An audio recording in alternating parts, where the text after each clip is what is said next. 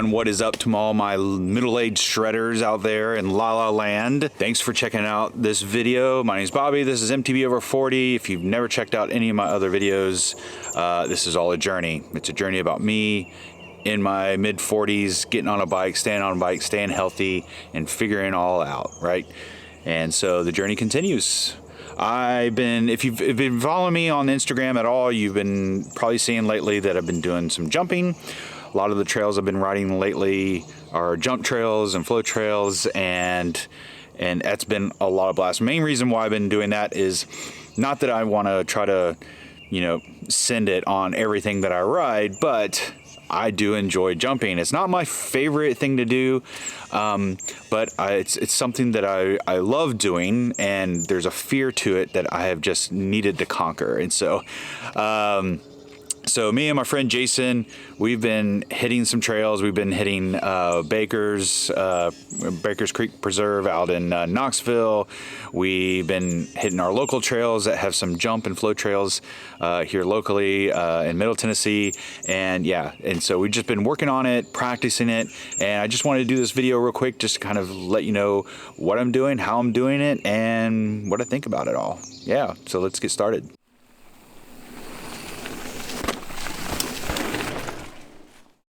So one of my weaknesses, as I mentioned before, is jumping. It's not really doing the actual jumping activity. It's being in the air and the speed you need to actually hit some jumps.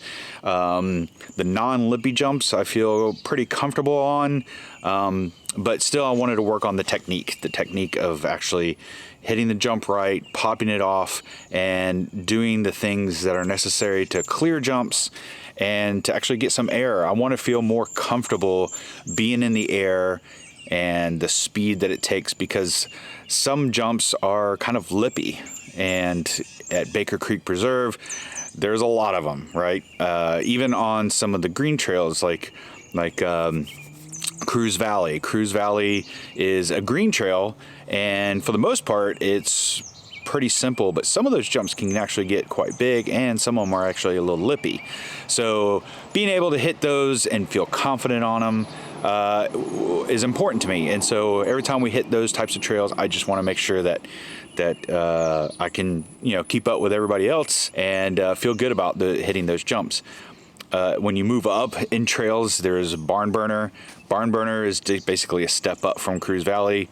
A little bit more lippy jumps, a little bit larger jumps, and again, it takes some getting used to hit those and being in the air, popping those up and coming down. After that, there's the big one, Devil's Racetrack. I mean, now I don't know if I'll ever be comfortable and that cindy to be able to ride Devil's Racetrack to its full potential.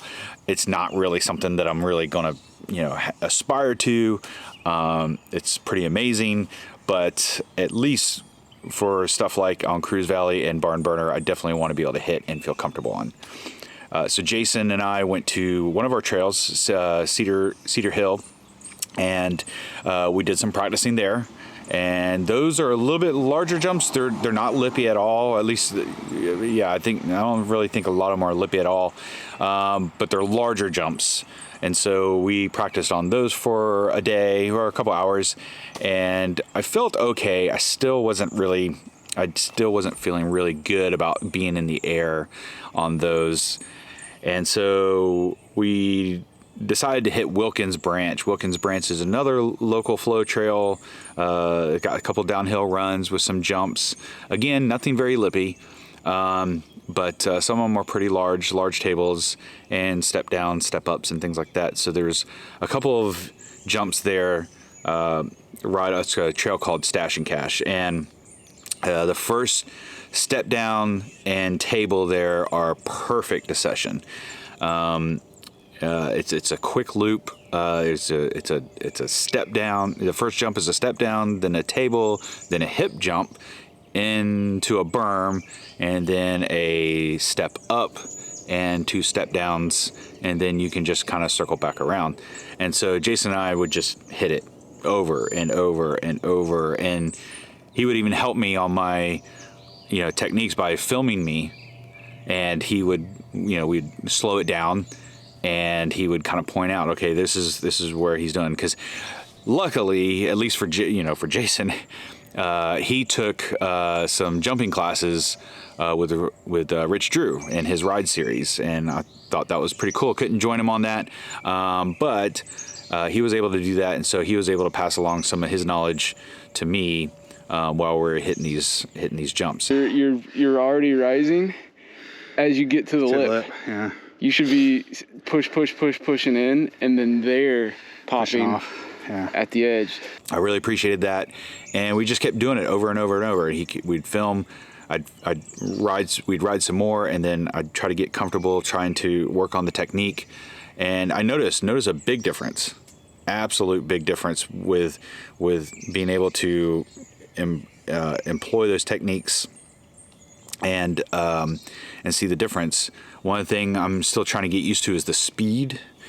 I'm still not the most comfortable at speed yet, and so working on that, and then hitting the jump, and so but also the technique of not preloading too early and being able to pop off the top of the jump instead of trying to pop on the incline. And so that takes some getting used to. It's not easy because of the speed you're going at. The timing is got to be right. So a few times I would just slow down the speed and just employ the technique. And I felt a big difference when I did that. I could tell I was getting higher. I wasn't clearing the jump, but I was definitely getting higher. And then slowly but surely, I just kind of added more speed. And it was getting there. I was totally feeling it. I was clearing the jumps. And a lot of times Jason would film me, and after I was feeling good, I was like, yep, I cleared it, felt good, was high enough, in the jump, and definitely felt the difference. And then he would film me, and then I wouldn't do it so well. So yeah, whatever. It's the pressure of being on camera. So that's kind of where I'm at. I'm feeling much more confident on jumps. I'm feeling much more confident about being in the air. And I think it's amazing. Again, I'm not doing this so I can, hit it like the 20-year-olds and the pro guys who are just, doing whips in the air and all that stuff. I'm just doing it because I want to feel more comfortable at doing jumps and recognizing what I want to do and what I can do, and just being confident in that. All right, guys, hope that helps. The journey continues for me. I think this is helpful if you're in a place where you're trying to figure out jumps and want to know like where to start and what to do. And man, I encourage you to find a place that's got a couple of jumps that are great to session, and just really start practicing. I'm not an expert, so I can't really talk about technique other than just what Jason talks about and what we kind of do here. That's helped me, but we're not experts. Definitely find some videos to talk about technique, and you can kind of employ those into your jumps. But yeah, no matter whether you're in your 40s, 30s, 20s, 50s, 60s, it doesn't really matter. I think doing this type of practicing will really help you in feeling comfortable and confident in your jumping. It has for sure for me. So anyway, that's about it. I hope that helps you guys. As always, live, learn, and send it. It is never too late to start.